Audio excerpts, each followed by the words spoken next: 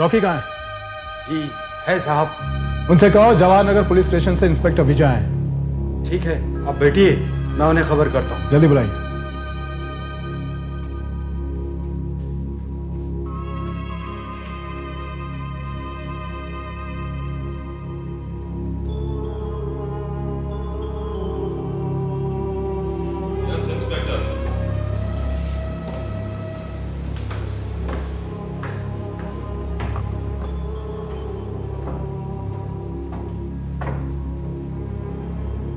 Mister Rocky, you are under arrest.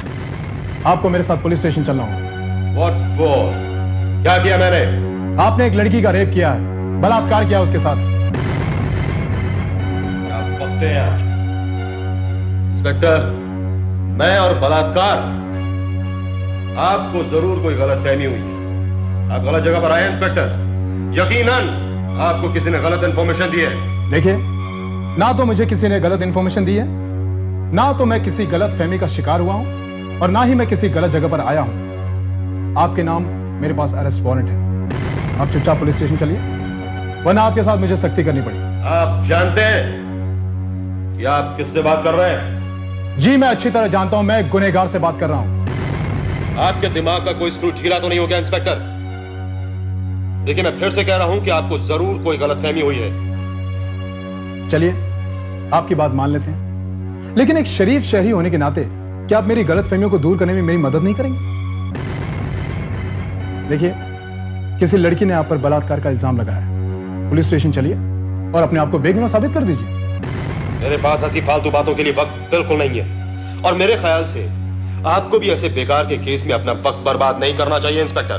Mister Rocky, सलाह के लिए बहुत बहुत शुक्रिया, पर इस वक्त मेरी हालत 32 दांतों के बीच फंसी जीभ की तरह है। जिस लड़की ने आप पर इल्जाम लगाया ना, वो रिपोर्टर्स और सुपीरियर्स को आपका नाम बताने के लिए तैयार बैठी है, लेकिन मैंने उसे रोका हुआ, क्योंकि मैं जानता हूं कि आप जैसा शरीफ इंसान ऐसी गिरी हुई हरकत कर ही नहीं सकता। और फिर मिस्टर रॉकी, आप तो जानते ही हैं कि आजकल लेडीज का बोलबाला है। उन्होंने कंप्लेन किया, हमने एक्शन ले लिया। अब फॉर्मेलिटीज तो पूरी करनी ही पड़ेगी ना। लगता है कि वो लड़की मुझसे रुपए ऐंठने के लिए मुझे ब्लैकमेल करना चाहती है। मिस्टर रॉकी, जब आपने कोई क्राइम किया ही नहीं है तो आप डर क्यों हैं? बल्कि उस लड़की को मैं आप पर झूठा इल्जाम लगाने के जुर्म में गिरफ्तार कर लूंगा, और आप उस पर मानहानि का दावा भी कर सकते हैं। मिस्टर रॉकी, आपको चिंता करने की जरूरत नहीं है, पुलिस आपके साथ है, आप पर कोई आंच नहीं आएगी। वेल, क्या कीमत देंगे आप मेरा साथ देने की?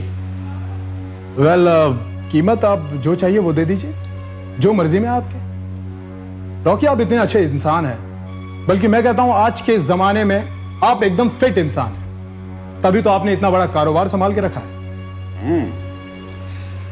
वैसे इंस्पेक्टर साहब, आप भी कम समझदार नहीं है, वेरी स्मार्ट। इंस्पेक्टर साहब, क्या है कि गलती इंसान से हो ही जाती है। अब भाई, मैं भी एक आम इंसान हूं, तो मुझसे भी भूल हो गई। और आप खुद ही सोचिए कि एक खूबसूरत लड़की आपसे लिफ्ट मांगे और तन्हाई में आपको उसका साथ मिल जाए, तो भाई किसी का भी दिल मचल सकता। बिल्कुल ठीक है आपने, बिल्कुल ठीक। अरे, जब विश्वामित्र अपने आप पर काबू नहीं रख सके, फिर आप तो एक मामूली इंसान हैं। मिस्टर रॉकी, मैं आपसे पूरी तरह सहमत हूं। ऐसी ही गलतियां इंसान से हो जाया करती हैं। तो फिर मामले को रफा दफा कर दीजिए। वो तो हो ही जाएगा मिस्टर रॉकी, लेकिन आपके नाम जो वारंट है उसकी थोड़ी तो इज्जत कीजिए। आइए हमारे पुलिस स्टेशन, चाय वाय पीजिए और फिर चले जाइए। आप कहीं मेरे साथ कोई चाल तो नहीं चल रहा इंस्पेक्टर? मिस्टर रॉकी, मैं आपकी और आपके डैडी की हैसियत को अच्छी तरह जानता हूं, और मुझे मेरी औकात भी अच्छी तरह मालूम है, तो मैं आपके साथ कोई चाल कैसे चल सकता? लेकिन पहले तो आप मुझे अरेस्ट करने की धमकी दे रहे थे। पुलिस वाला हूं ना, लाचार हूं, क्या करूं, आदत से मजबूर हूं। तो मिस्टर रॉकी, इस मामले को रफा दफा कर दें, मेरी भी टेंशन खत्म हो जाए और आप भी चैन से रहें। चलें? ठीक है, चलिए, आपकी टेंशन तो दूर कर ही देते हैं। प्लीज।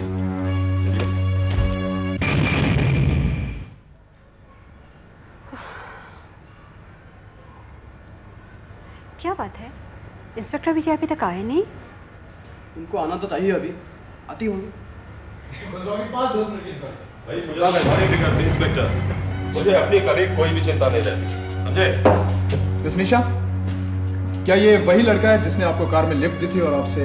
हाँ इंस्पेक्टर साहब, ये वही हैवान है जिसने मेरी जिंदगी बर्बाद कर दी। क्या बकवास कर रही तू? क्या सबूत है तेरे पास? बोल। सबूत तो काफी है रॉकी।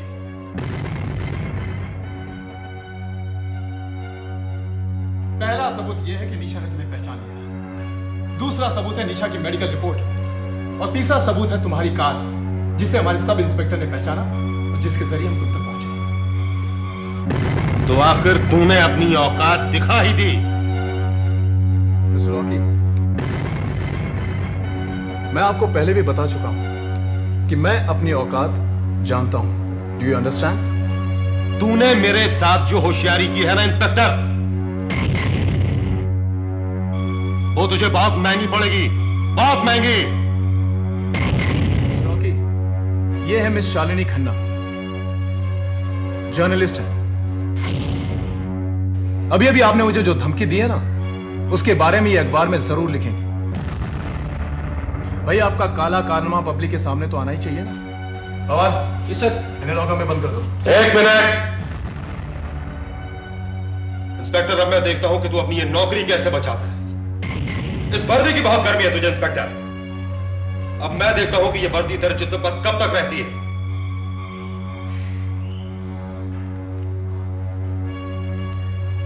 डैड, मैं जवाहर नगर पुलिस स्टेशन से बोल रहा हूं। यहां के स्टेशन इंचार्ज ने मुझे एक फेक रेप केस में अरेस्ट किया है। अरे वो मुझे लॉकअप में बंद कर रहा है। डैड, आप जमानत के लिए फौरन किसी को भेजिए। यस, हमारा लॉयर जमानत की पेपर लेकर आ रहा है इंस्पेक्टर।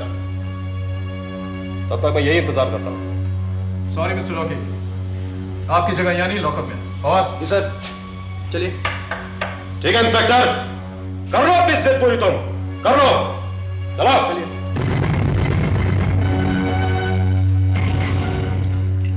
देखा आपने मिस शालिनी खन्ना, कितनी बदतमीजी से पेश आ रहा था ये लोग समझते हैं कि कानून इनकी जेब में है, लेकिन मैं भी इसे बता दूंगा कि कानून से खिलवाड़ करने का हश्र क्या होता है। मैं भी इसकी अकड़ की धज्जियां उड़ा के रख दूंगी। ऐसे बददिमाग लोगों को तो सजा मिलनी ही चाहिए। हाँ इंस्पेक्टर साहब, इसे ऐसी सजा दिलवाइए कि वो फिर किसी लड़की की इज्जत से खेलने की हिम्मत ना कर सके। उसे ऐसी ही सजा मिलेगी मिस निशा। अभी तक उसका मुझ जैसे पुलिस वाले से पाला नहीं पड़ा है, लेकिन मिस निशा, आपको भी हमारा अंत तक साथ देना पड़ेगा, वरना हम आपको न्याय नहीं दिला पाएंगे। मैं आपके साथ हूं इंस्पेक्टर साहब। मिस शालिनी, मैंने आपसे जो दावा किया था वो पूरा किया। अब तो आपको यकीन हो गया होगा कि सही मुजरिम तक पहुंचने के लिए कितनी दिक्कतें आती हैं।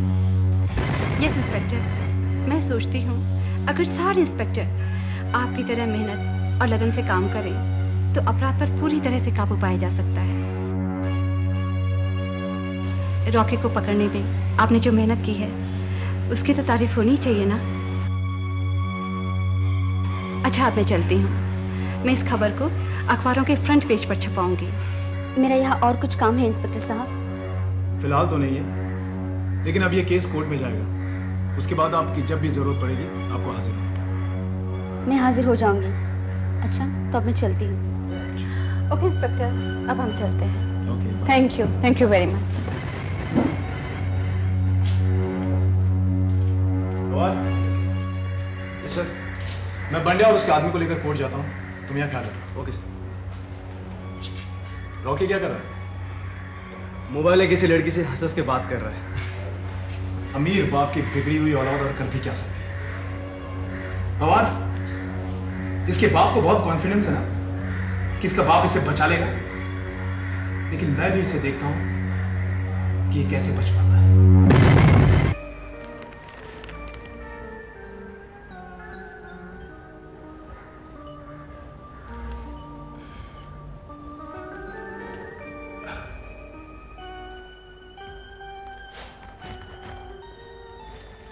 Hi Akash. Hi Vikrant. How are you? I'm okay now. फुर्सत मिल गई जनाब को आने की। अरे यार, मैं तो ऑफिस का काम निपटा के निकलने ही वाला कि ज्योति का फोन आ गया और उसे शॉपिंग पे लेके जाना पड़ा। हाँ भैया, अब आपको हमारी याद क्यों आएगी?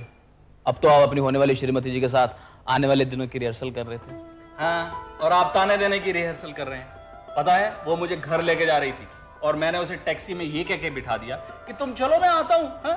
और तुम ऐसी बातें कर रहे हो। मम्मी पापा कैसे हैं? अच्छे, अभी आए थे। अच्छा, थोड़ी देर पहले ही निकले और मैंने उन्हें मना किया कि आप बार बार यहाँ पर मत आया करो। हाँ, क्या सुना?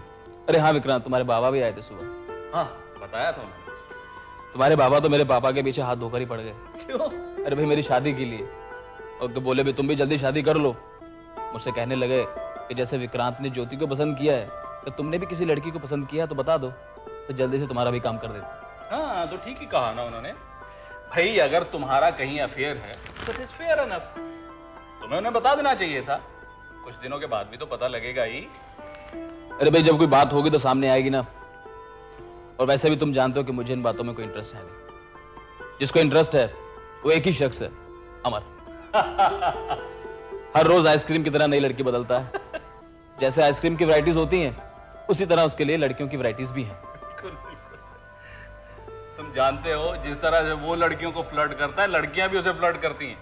अभी कुछ दिन पहले ही वो एक लड़की को बंगला दिलवा रहे थे। अच्छा? हाँ, मैंने उसे तुम्हारे बारे में बताने के लिए फोन किया और उसने लड़की को फोन ये कह के पकड़ा दिया कि कोई स्टेट एजेंट है, उससे बात करो।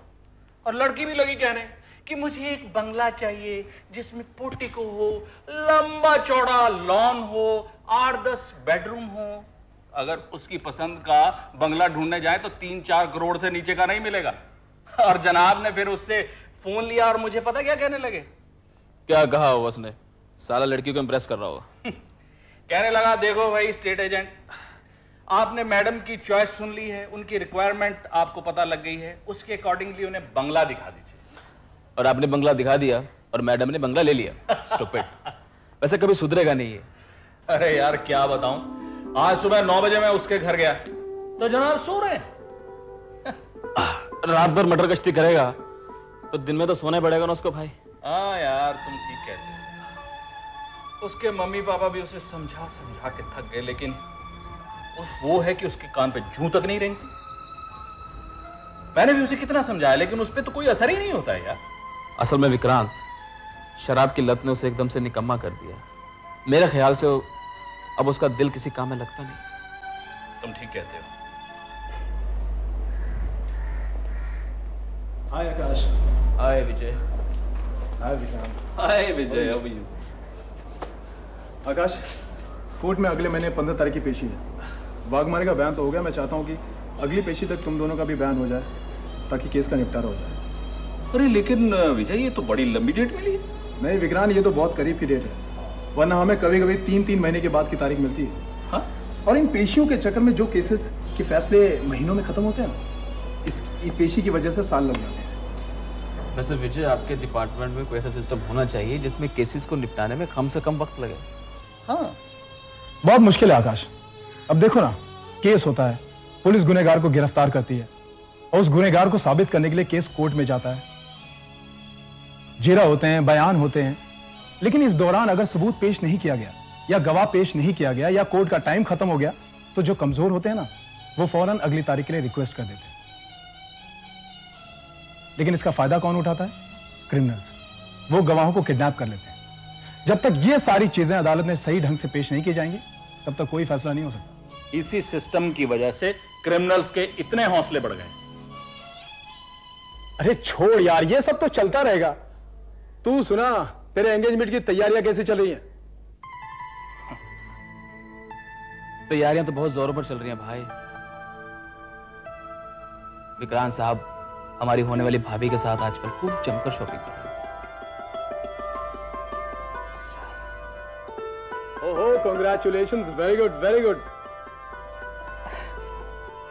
भाई, जिंदगी में साथ साथ चलना है तो साथ साथ शॉपिंग भी करनी बहुत जरूरी है। मिल के बोझ उठाने की आदत पड़ जाएगी। अरे क्या आदत पड़ जाएगी? लेडीज के साथ शॉपिंग करना महाबोर काम है, महाबोर। जो काम हम 2 मिनट में करते हैं उसके लिए वो 2 घंटे लगाएंगी। ये तुम्हारे कोट्स की तरह। भाई, जो चीज खरीदनी है उसकी वैरायटीज तो देखती हैं, जो चीज नहीं खरीदनी उसके भी भाव पूछ पूछ के टाइम बर्बाद करती रहती है। लेकिन विक्रांत ये तो शुरुआत है, आगे क्या करोगे? विजय यहाँ पर तो कितनी शिकायत कर रहा है भाभी की, लेकिन जैसे भाभी के सामने जाता होगा इसकी एकदम से घिग्गी बन जाती होगी। जहां पर मैडम देखने के लिए बोलती होंगी साहब की नजरें एग्जैक्टली वहीं पर जाएंगी, और जो चीज नहीं खरीदनी होगी उसके लिए भी बोलेंगे भागवान ये भी ले लो, भागवान वो भी ले लो। अबे गधे, कॉम्प्रोमाइज करना पड़ता है, कॉम्प्रोमाइज। अब देखो भाई, सब गुण तो हमारे अंदर भी नहीं है, कोई ना कोई कमी तो हम में भी हो। Exactly. कॉम्प्रोमाइज तो करना पड़ता है। विक्रांत तुम सही कह रहे हो, अगर तुम्हारा यही टेम्परामेंट है ना तो तुम्हारी जिंदगी की गाड़ी हमेशा स्मूथली चलती रहेगी। और तुम्हारे वेल विशर होने के नाते हम हमेशा यही चाहेंगे कि तुम्हारी जिंदगी की गाड़ी हमेशा स्मूथली चलती रहे। Thank you.